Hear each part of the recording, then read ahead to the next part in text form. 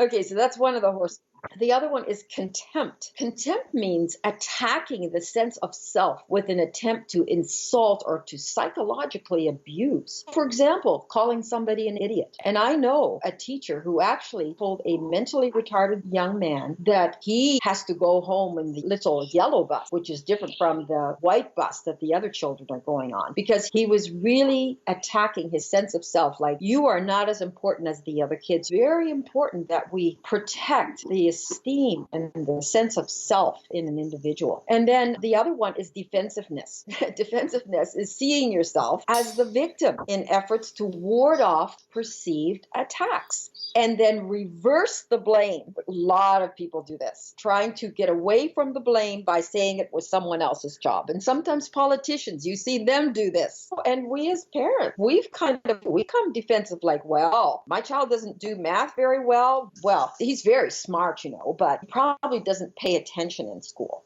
Something that blaming the child then. How can we make this better together? Can we work together to make your math better? With my own daughter, for example, she was failing math, and I did some goal setting with her. And I said to her, so what would you like to do someday when you get a little bit older? And she said, I want to have a ranch.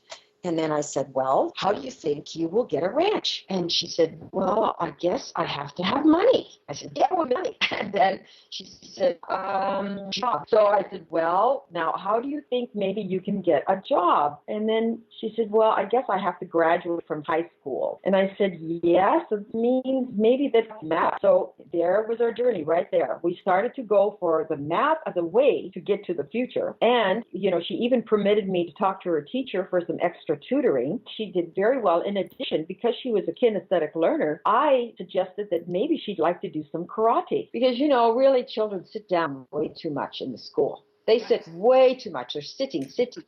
And she needed to move. And so she started to take karate. It changed her life. She started to become, wow, I am a human being and I'm okay. And I can do math after all. So the physical of the karate and the coaching for the future and the emotional and then the social with the teacher helping also. And then the spiritual, even the praying that she would be strengthened in her math. It worked together so that she did graduate very well. It was such a struggle because you see, most teachers in those days, they just made the children sit down all day long. Right. It was very, very hard. It's still happening. It's very sad.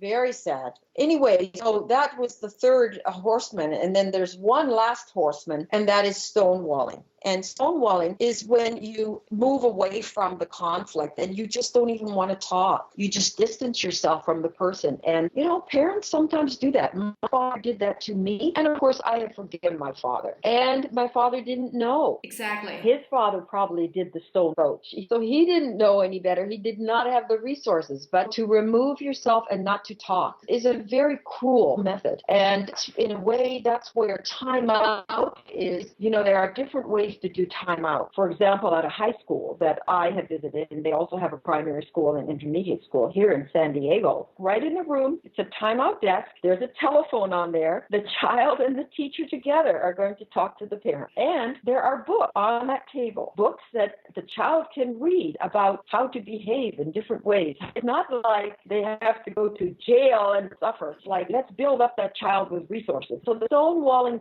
to children can be detrimental to put them into confinement away from all the children too long. That can be very, very hard on a child. And, what we want to do is cultivate the mind to know that we can be different if we have the resources. So really, school is about giving students the resources that they need. So I would say that emotional intelligence 2.0 is probably the most important because I see so many adults, they get into fights, they get into arguments over dinner. It's really terrible. Bosses do this to their employees. Teachers often are doing this to their students. We as parents, we do it to our children too. But we often do it unknowingly. So now that we know what the 4 horsemen are that kill the emotional intelligence, now we can become a better person. And that book, by the way, gives suggestions.